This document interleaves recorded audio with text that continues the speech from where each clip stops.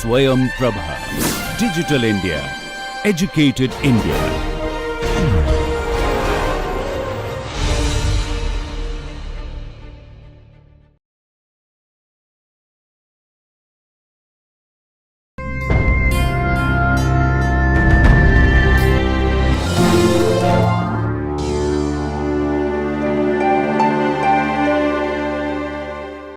Good morning and welcome to today's session.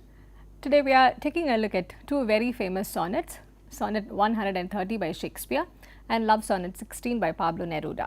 And these two are considered as representative poets of their age, and we know that their reputation rests beyond the works that they have written. They also have become iconic figures in the kind of traditions and works that they have begun to represent. William Shakespeare lived in the 16th century from 1564 till 1616. He had witnessed the reign of two monarchs. He started writing during the Elizabethan period, and he continued to write even after the ascension of James I. He is by all means the best known English playwright, poet. He is also considered as the greatest of all times. He is said to be the most representative figure of the Elizabethan period, who totally changed the grammar of drama and the way in which plays were received, were conceived and staged. And he also dramatically changed the profession of drama itself, and he challenged all kinds of conventional notions about the training that a dramatist was said to have received. He also acted in his plays. He began to produce his own plays. He owned, he was partly the owner of the company in which he initially used to act, the Lord Chamberlain's Men, later renamed as King's Men after the ascension of King James I. And we find him arriving in London as a penniless, friendless man who is not trained in the classical methods, who has very little formal education. But by the time he leaves London, we get to know that he is the most famous playwright. He goes back to Stratford-upon-Avon, that's where he was born, to buy the second largest house, and he had set the standard for not just Elizabethan drama but for all kinds of drama that followed. His range was very prolific. He wrote comedies, histories and tragicomedies. This is apart from a number of poetical other productions that he had to his credit. Some of his important works, plays, which were also huge successes, include Hamlet, Othello, King Lear, Macbeth, Julius Caesar, Romeo and Juliet. He had altogether authored 39 plays. I'm not sure if it would be entirely right to say that he had authored, because he had not written and published any of his works. All of his works were staged. His works were printed and published together as the folio. The first folio came out after his death. He has to his credit 154 sonnets, 2 long narrative poems. There are also certain works. The authorship of those are a bit contested. There were a number of collaborations that he had with many of his contemporaries. One of his contemporaries remarked this about him: he is not of an age, but for all time. It was Ben Jonson who gave this immense tribute to William Shakespeare. Pablo Neruda, the other poet that we are looking at today, he lived from 1904 till 1973. So he is a 20th century poet. His real name was Ricardo Eliezer Neftali Reyes Basalto. He is a Chilean poet. Pablo Neruda used to be his pen name initially, and later it became his legal name as well. He is a Nobel laureate. He is recognized as the most famous Spanish-speaking poets of all time. He was very active in Chilean politics. He was a diplomat. He held on to his communist beliefs. He also lived in exile for a while. So he led a very active and adventurous political life. His political poetry was also quite famous, along with the love poetry that he wrote. He was a keen reader of Shakespeare's sonnets. There is evidence to show that he was an admirer and owned a copy of Shakespeare's sonnets. Marcus remarked this about him, that he is the greatest poet of the 20th century in any language. So here we are trying to bring together these two poets separated by centuries to see the kind of sonnets that they produced and to look at their similarities in spite of the many decades and centuries that separate them. The sonnet as a poetic form needs to be briefly taken a look at. The term derives from the Italian term sonetto. It means a little sound or song. Traditionally, the sonnet is a 14-line poem. It's written in the iambic pentameter. There are two famous models after which the sonnets are generally written. One is the Petrarchan model. It's named after Petrarch, the Italian poet. The Petrarchan model, the Petrarchan form of sonnet writing was introduced to England in the early 16th century by Sir Thomas Yat, and the Petrarchan sonnet form has two stanzas, the octave and the sestet. So there is an order conventionally in which the sonnet form progresses. There is an argument, an observation, a question, or something to which one is supposed to respond to, and finally there is a turn or a volta which kind of gives a point which is radically different from the one which is discussed in the previous stanza. The second kind of sonnet form is the Shakespearean sonnet. It has 3 quatrains and a couplet. In the couplet, we find that it is presented more like a conclusion. It's an amplification or even a refutation of the previous 3 stanzas. It is said that the final couplet, it also has an epiphanic quality to it.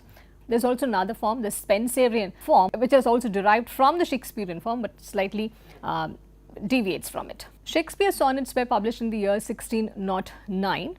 And this was in the early 17th century. He had published a set of sonnets, altogether 154, and this was very strangely dedicated to one Mr. W.H.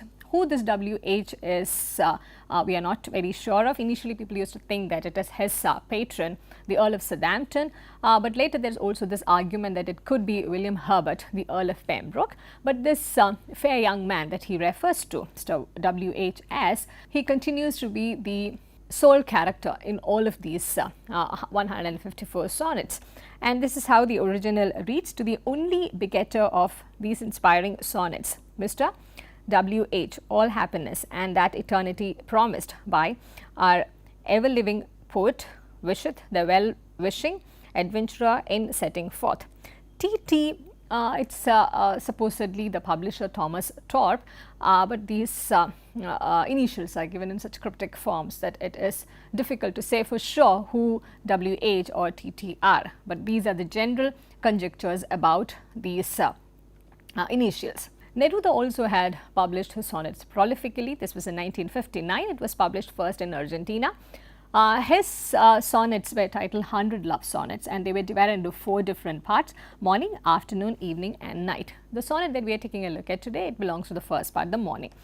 All of these sonnets were translated into English. There are different versions. The most widely accepted translation is that of Stephen Tapscott, but today we are looking at a different version when we are looking at sonnet 16. His sonnets were dedicated to Matilda Urrutia. She was a Chilean singer, and she is considered to be Neruda's ultimate muse. The interesting fact is that Neruda began his affair with Matilda Urrutia even when he was married to his second wife, and then he gets married to Matilda Urrutia. Just like Shakespeare has dedicated all of his sonnets to Mr. W.H., we find Neruda dedicating all his sonnets to Matilda. This is what he has to say: I made these sonnets out of wood. I gave them the sound of that opaque pure substance, and that is how they should reach your ears. Now that I have declared the foundations of my love, I surrender this century to you. Wooden sonnets that rise only because you gave them life. Let us first take a look at Sonnet 130 by William Shakespeare. This is considered as one of the most famous sonnets out of the 154. Many of his sonnets are taught and it continues to be read in different occasions, and this stands out for the specific reasons that it can be seen as a counter to the many Elizabethan traditions. In Shakespeare's plays, we find him reacting against the conventions and also moving against the classical notions which were dominant in defining and in judging the drama of those times. And in the sonnets, we find him doing pretty much the same thing. Sonnets are conventionally seen as love poetry, as part of love poetry, and we find him talking about love, but in a totally different way, in a completely subversive way, if one could say that. I read this sonnet out for you. Sonnet 130. My mistress's eyes are nothing like the sun. Coral is far more red than her lips red. If snow be white, why then her breasts are dun. If hairs be wires, black wires grow on her head. I've seen roses damasked, red and white, but no such roses see I in her cheeks. And in some perfumes is there more delight than in the breath that from my mistress reeks. I love to hear her speak, yet well I know that music hath a far more pleasing sound. I grant I never saw a goddess go. My mistress, when she walks, treads on the ground, and yet by heaven I think my love as rare as any she belied with false compare. So this is how the sonnet reads. A little more background about the sonnet form in England. There was a time when the sonnet form did not have much respectability in England because it was a foreign thing. It was an Italian thing. It was practiced by a lot of Europeans. But we find that from the time of Philip Sidney onwards, it gets a certain kind of respectability. We find a number of poets writing and publishing sonnets. When Shakespeare is writing, there is already a tradition, an accepted tradition for writing the sonnets. There is an accepted content, there is an accepted form. We find him moving away from that accepted form, which is the Petrarchan sonnet, and we also find him bringing his own genius, his own original element to this writing. So this, as you can see, it's clearly not the conventional kind of love poetry. It begins telling us what his mistress is not. My mistress's eyes are nothing like the sun, and he says coral is perhaps far more red than her lips, and about her complexion. He does not praise her in the way that conventionally poets have been doing. He is being more realistic and saying it's more tan. And about her hairs, he compares it to black wires, nothing very flattering. And he talks about how he has seen roses which are better than the mistress's cheeks, and perfumes which are perhaps better than the odor that she gives out. And he also says, while I love to hear my mistress speak, I have to admit that I have heard more pleasing sounds in my life. And also he's not attempting to do any kind of outlandish comparison. He is not comparing his mistress to a goddess like many other poets used to do. Instead, he is saying, my mistress, when she walks, treads on the ground. It's a very realistic, a very straightforward and a seemingly unflattering kind of writing. But the couplet changes it all. He has these two stanzas in the beginning where he talks about what his mistress is not, and how he would rather plain speak rather than trying to praise her and flatter her in an exaggerated manner. He comes to this couplet and he makes this statement which almost sounds like a confession. And yet by heaven I think my love as rare as any she belied with false compare. He is doing many things with this one single stroke. He is talking about the kind of poetry which existed in England during the Elizabethan times, before Shakespeare's times, saying that he would not toe that line trying to falsely compare. He will not toe that line by trying to go after these exaggerated comparisons, which are sometimes meaningless as well. Some critics have also felt that this is perhaps more realistic, in that sense more genuine than any kind of exaggerated praise or any kind of exaggerated flattery. To see how this resonates and how this complements the love sonnet that Neruda wrote, Sonnet 16. The version that we have is a translation by Mark Eisner. I read the sonnet to you, Love Sonnet 16 by Pablo Neruda. I don't love you as if you were a rose of salt, topaz, or arrow of carnations that propagate fire. I love you as one loves certain obscure things, secretly, between the shadow and the soul. I love you as the plant that doesn't bloom but carries the light of those flowers hidden within itself. And thanks to your love, the tight aroma that arose from the earth lives dimly in my body. I love you without knowing how or when or from where. I love you directly without problems or pride. I love you like this because I don't know any other way to love, except in this form in which I am not, nor are you. So close that your hand upon my chest is mine, so close that your eyes close with my dreams. There are other translations and other versions as well that you could find. Here also we find Neruda almost replicating the tone that Shakespeare had produced in early 17th century. Neruda is writing in the 20th century where there are still stereotypical notions about love. There are stereotypical ways in which love can be talked about, love can be expressed. He is titling his sonnets as love sonnets, and this is definitely dedicated to the woman that he loves, a woman who is real and who is there in flesh and blood. And the poem begins with a negative note. I don't love you as if you were a rose of salt, topaz. So it also in similar ways begins by saying how he does not love and what his love exactly is. So he also rejects all kinds of exaggerated notions and many conventions and stereotypical images that are used to talk about love. And when we look at this sonnet, Love Sonnet 16, we also need to bear in mind that this is part of the first segment of these collections, the morning part. It's seen as a surrealist love poem. It's very transparent, that is what most critics agree about. This was written in Spanish, and what this poem proposes to do, as we can see in our reading, that it first sets up certain symbols, and then it goes on to deny all those stereotypical symbols of beauty and purity. It is giving us a certain set of symbols which can be rejected, and the poet also rejects that. We find Shakespeare's Sonnet 130 also doing the same. He is giving us those symbols, giving us those usual elements to which love, or in general the objects of love, are compared. Then he goes on to reject them and completely move to a different line of argument altogether.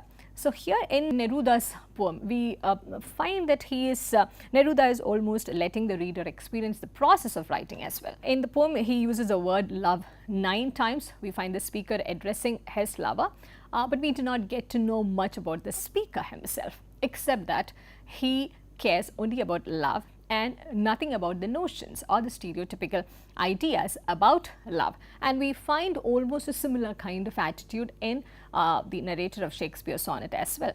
It is an intimate poem, and this is what makes Neruda's sonnet slightly different from that of Shakespeare. In Shakespeare's sonnet, we do find that he is rejecting the notions, he is moving against the conventions, and that's a sonnet which can be read against the grain of those times. But beyond that, we do not get to know the real nature of the relationship. We do not even get to know who that mistress is, whether it's an imaginary thing or whether it's based on any relationship that he had. There's no way of knowing it. But in Neruda's, we see that the poem, the intimacy of the poem, can be used to access certain details about the nature of the relationship as well. If we take a look at the poem again, it's very direct about the secrecy and the intimacy that it implies. In the third line, I love you as one loves certain obscure things secretly. And again in the next stanza, I love you as a plant that doesn't bloom but carries the light of those flowers hidden within itself. So terms such as secret, hidden, it also gives us the nature of the relationship. And at the time of this writing, Neruda was really having this relationship in secret. He was still married to his second wife. He was living mostly in exile, and his beloved, the Chilean singer Matilda, she used to follow him wherever he was. That's what the reports say. And this relationship was kept under cover for a long time for various reasons. And when we know about the other kinds of lives that Neruda led, this poem assumes a different tone and import altogether, given that he was a political person as well. He had an active political life. He was living in exile. He was a diplomat.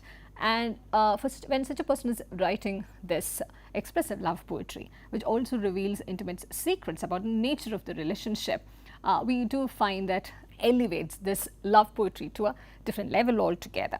And just as we find in Shakespeare's Sonnet 130, here also we find the narrator, the speaker, moving towards a mode of confession towards the end of the poem in the final segment. I love you without knowing how or when or from where. I love you directly without problems of pride. I love you like this because I don't know any other way to love, except in this form in which I am not, nor are you. So, in both these sonnets, in Sonnet 130 by Shakespeare and Sonnet 16 by Neruda, we find that the speaker, the narrator of the sonnet, while he is addressing his lady love, he loves to occupy this position of individuality, where he decides not to bind himself or themselves by the rules set by the society, by the convention about love, about the nature of love, about the kind of language to be used when one is in love. So, this is a total rejection of all kinds of standards which were set until that point of time, and we also find this emerging as a different kind of a love note altogether. Some critics and readers have wondered whether Neruda is the right kind of person to write this love sonnet because he was married thrice, and he was and the relationships also overlapped each other. He if you take the case of this sonnet and Matilda, with whom he was having a relationship, as stated, he started this affair even when he was married to his second wife. So people have raised questions about the credibility and authenticity of this kind of love which is getting expressed here. But nevertheless, what is important is that what emerges as strikingly different and strikingly important is not the personality of the speaker which is revealed, but the kind of love and the images which are being presented, subverted, and also reinforced in a different way. And we find Shakespeare and Neruda doing it at different points of time, one in the early 17th century, another one in the mid 20th century. And centuries apart, we find similar kinds of emotions and similar kinds of attitudes getting reflected, with the underlying agenda of moving against the conventions and also about bringing in a unique kind of individuality for these expressions. There could be a number of ways in which one can go into the details of these poems and look at the terms used, the diction, and to undertake a more detailed poetic analysis. I certainly encourage you to do that after having read these two poems, having introduced these two works which are complementary in nature in spite of the centuries that separate them from each other. We also begin to wrap up this lecture. I also encourage you to take a look at the other sonnets by Neruda and by Shakespeare, and to see how you can also find similarities and even contrasting features, given that they were written in two separate centuries in two different languages. And this is also about the kind of universality and kind of appeal that world literature also talks about, where we can bring together works produced in different literary traditions, in different literary periods, to perhaps talk about similar kinds of notions and similar kinds of ideas. I thank you for listening, and I look forward to seeing you in the next session.